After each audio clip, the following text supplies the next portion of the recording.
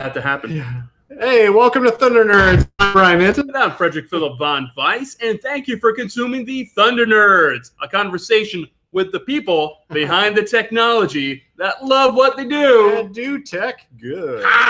Brian, where are we? We're in Fort Lauderdale. Fort Lauderdale, Florida. What? For the UX+DEV Summit. Wow. All day we're going to be here, and this is a 8-day, 10-day conference? 27 days. This is a 5-day summit, bunch of days. Workshop, all the days of the week, Sunday, Monday, Wednesday, I guess. I don't know. And on today, Friday, speakers and presentations. And speaking of which speakers, you might have a little bit of deja vu because we just talked to this gentleman a few weeks ago. We have Bernard Painter.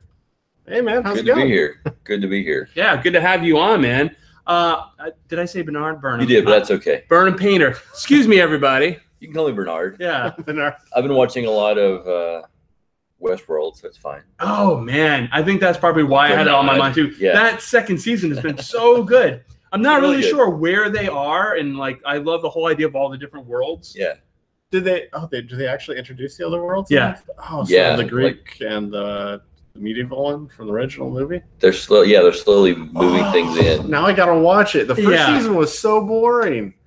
Well, I think the first season was, I wouldn't say it was boring, but No, it was boring. It's very necessary for you to get the context of what's going on and setting the stage for not only those characters, but the plethora of other characters that are going to be announced. Speaking of setting the slow. stage. Oh, this guy and a stage. So, Yeah. So have you already spoken? I did. I am done, and I can now take a nap. Nice. How'd it go?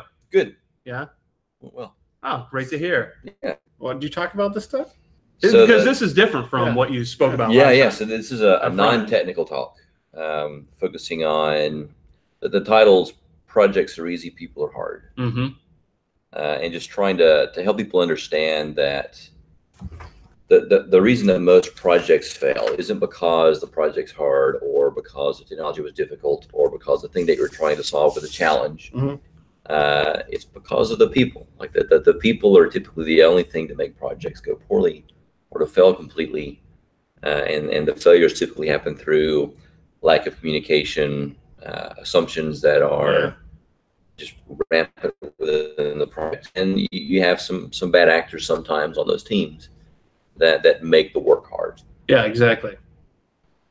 Do you mind going through like some of these things? I thought it was interesting. Like some of these touch on some of the soft skills, like overcoming different communication styles. Like that's such I think a big thing that we all kind of go through all the time. Like not even things like as far as some people are extroverted and introverted, and that's just the way that they recharge, but also the way those kinds of people communicate so differently. Yeah. There's a mix of folks, and then the talk kind of goes into some backgrounds in human psychology. So we talk about Frederick Taylor, who kind of created this idea of scientific management. He was kind of a jerk on his approach. This is during the Industrial Revolution. Okay. Where his idea is that in order for folks to do this trivial work, you have to have a reward system. You have to incentivize them to do the work. And then if they don't do the work or don't do good work, then you have to have a punishment system. And how did he do either? You said he was kind of a jerk, so I'm curious. Well, the whole concept is you give people things in the expectation that they're going to use as incentives to motivate them to do better work, to work harder, to work longer hours. And during the Industrial Revolution, the working conditions weren't fantastic. the most ideal. Very relaxed, cushy. So cigarettes. in this, I mean, in the sense of punishments, I mean, you didn't have child labor laws, so you had varying age groups of folks working in these plants, and the punishments went beyond physical abuse in a lot of cases. You're not leaving.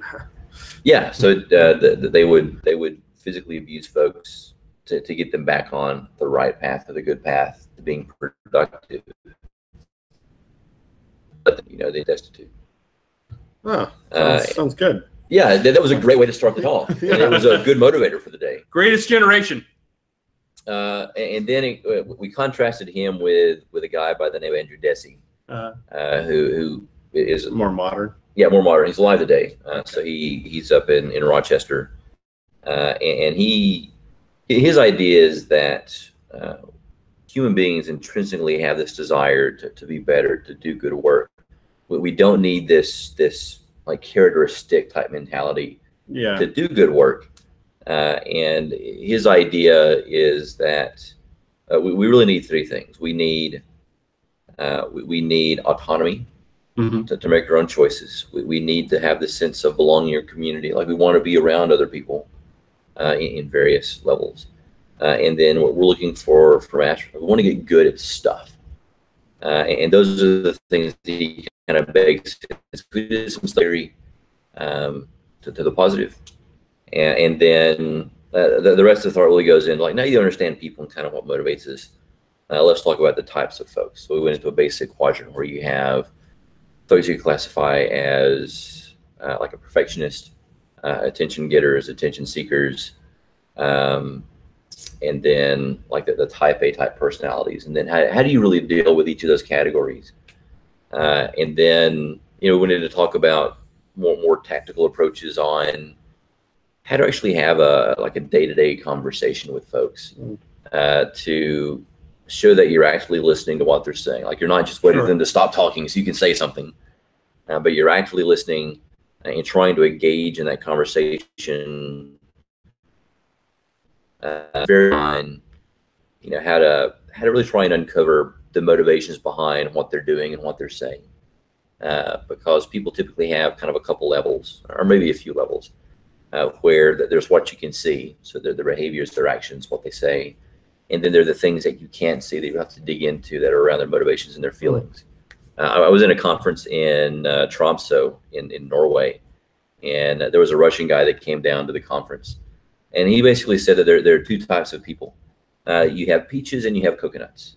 Peaches and coconuts, okay. So the coconuts have this hard exterior shell, and it takes a lot of work to get past the shell into the nice milky center of the coconut. So on the surface, they appear like hard, difficult, whatever. Yeah. But once you get past that, they're just the greatest people.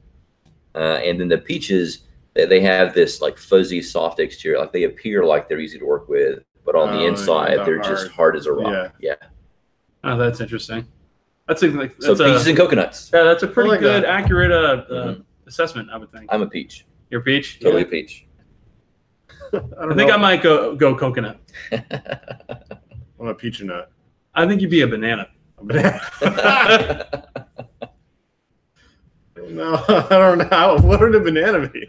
I don't know, but it just it seems right to me. I do love bananas, but I prefer to not be the mainstream banana. I like to be like a plantain. Well, that's not a banana. That's a plantain. It's a plantain. Well, it's kind of like a banana. I think it might be in the same family, but it's not a banana. You're going to be a green banana. It's like a potato in a banana skin.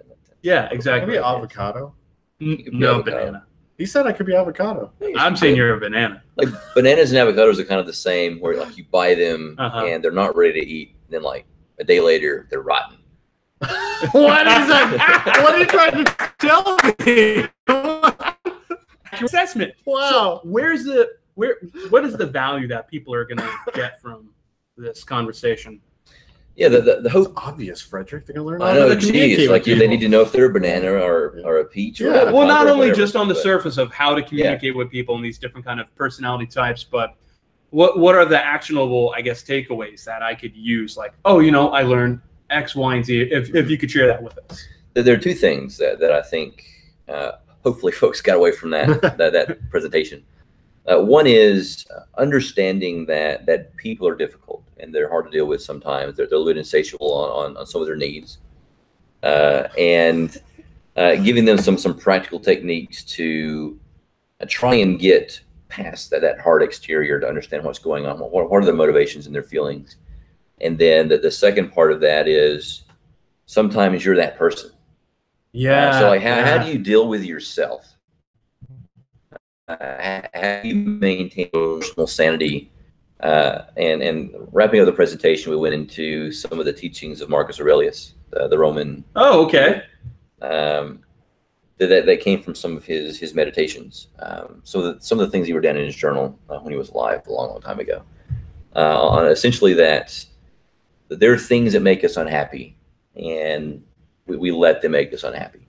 And in most cases, it's other people that we let make us unhappy. So some techniques that we can use for ourselves is essentially taking all this noise that we face day to day and trying to divide that into a few different buckets. A bucket that we have no control over, a bucket that we have partial control over, and then a bucket we have full control over. And to focus on that one bucket, because the other stuff is just noise. We can't really do anything to really affect those. But when it comes to things we have full control over, that's where we can have the most benefit and drive the most. Your techniques to understand how can we influence those. Like, you can't make people do things, really. But you can try and influence them to get better, to be better, to do better things, to be more effective on projects. But if they want to be ineffective, they'll be ineffective. And you can't really control that. You can just influence it marginally depending on the person. Yeah, sure. And see how you could get them to maybe align with the same goals, if you will. So why did you feel the need to come up with this talk? What was the spark? It's my life. So I'm a managing consultant over at EY. Previously worked with Rachel at Cardinal, who is cool on here not too long ago. Yeah. And we deal with people every single day, whether it's clients, stakeholders, C-level execs, team members on projects, salespeople. The thing that makes us effective in what we do as consultants is really the people. I can go into pitches all day. I can do proposals day in and day out, but understanding how to work with and influence other people, and how to take those difficult conversations and try and be more effective in how we communicate is something that I've been doing or having to do every day, all day, for the last handful of years. Yeah, definitely, for sure. Do you try to convert people more into your realm of fruit, or they just slap stickers? Who do you find the hardest to work with? Being a self-described peach. Oh, yeah, it's true. Sitting with a coconut and a banana. Yeah. How do you find getting along with other peaches, and how do you find getting along with other bananas? And when I say getting along, I mean more the terms of working with. Yeah. So because I'm soft and fuzzy on the outside, but just don't get too close. Exactly. So in working relationships, there's never really that closeness that needs to happen in some cases.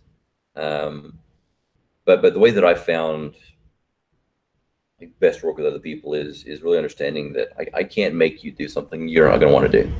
Like, you're going to do what you want to do because you're in full control of you.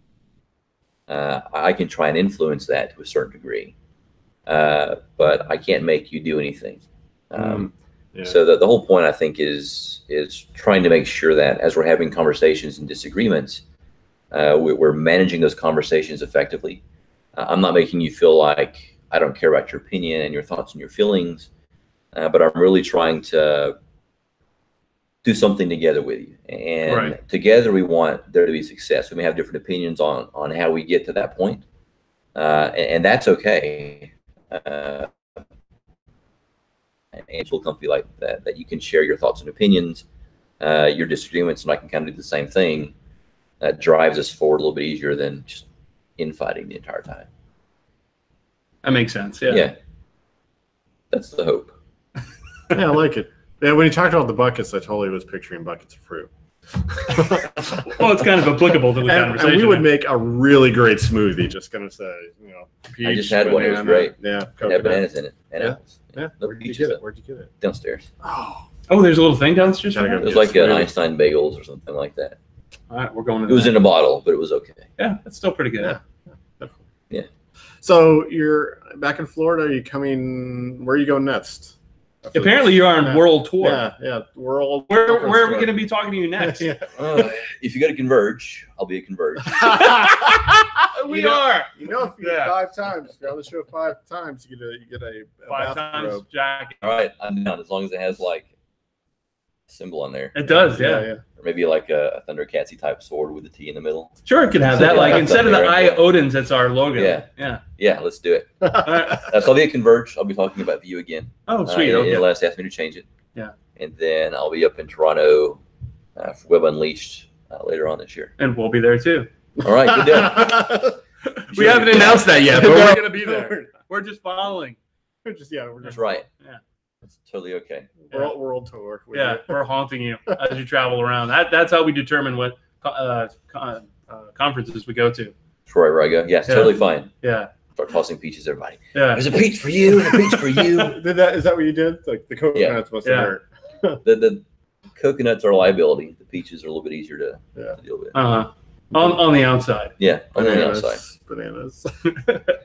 So what would you like to tell people that might not, obviously not everybody's had a chance to hear you talk. What are some of the things that you would really want people to know about your talk and some kind of takeaway or whatnot? I think that the end is essentially one day we're all going to die. That's true. I heard about that. We are all going to die eventually. Sounds like a rumor. Yeah. And it doesn't make any sense to spend a bunch of time working yourself up in knots around things that you can't control.